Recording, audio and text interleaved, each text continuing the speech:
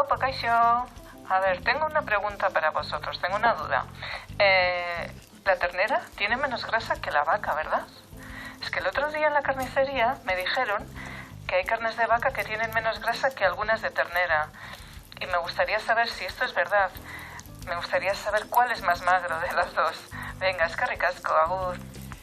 Lo que te dijeron es cierto, Malen, o sea, dependiendo de la pieza de la que estemos hablando en concreto, de la ternera o de la vaca, pues puede darse la situación en la que una pieza de vaca sea más magra que la de ternera, pero lo cierto es que en general, por un motivo biológico, la ternera suele tener menos grasa en general que la vaca. A medida que van creciendo, pues van acumulando más grasa en las zonas donde acumulan más. Entonces, para hacer un poco de croquis, de si nos interesa coger una zona más grasa o menos grasa, no confundirlo con más jugoso o menos jugoso, todo esto, lo que he traído ha sido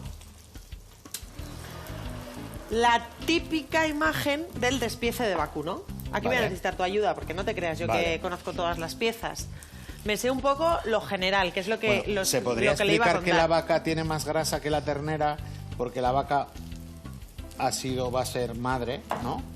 Y normalmente como especie también los adultos también tenemos más grasa, más porcentaje de grasa que los niños. Normalmente hay muchos cambios en el propio desarrollo de los animales, y aunque no somos exactamente, evidentemente no somos vacuno, pero tenemos algunas similitudes. Una de las similitudes, por ejemplo, es que la zona en general de más grasa del vacuno suele ser la zona de la tripa, como nosotros. Yo quiero explicar una cosa. Nada tiene que ver que una pieza de carne tenga grasa con que sea tierna.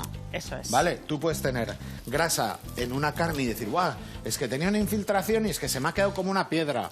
No tiene nada que ver, porque tú puedes coger de esta zona de aquí arriba. Exacto, esta zona de aquí arriba que es la que las chuletas de la sidrería, las chuletas de pauno, el solomillo de las bodas, ¿no? Son todo tiernos, pero puede haber chuletas súper tiernas que no tengan nada de grasa dentro de la infiltración.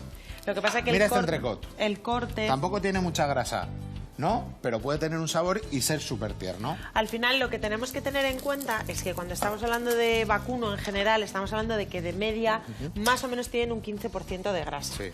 Muchísima más grasa, es una carne roja, muchísima más grasa que, por ejemplo, una pechuga de pollo, que se considera una carne blanca, un conejo, ¿no? Son carnes que se consideran rojas, aparte de por su color, porque tienen mucha cantidad de hierro, pues porque tienen, de normal, la zona más magra incluso de un vacuno sigue siendo más grasa que, por ejemplo, un ave. Entonces, aunque vayamos al solomillo de vacuno, va a tener más grasa.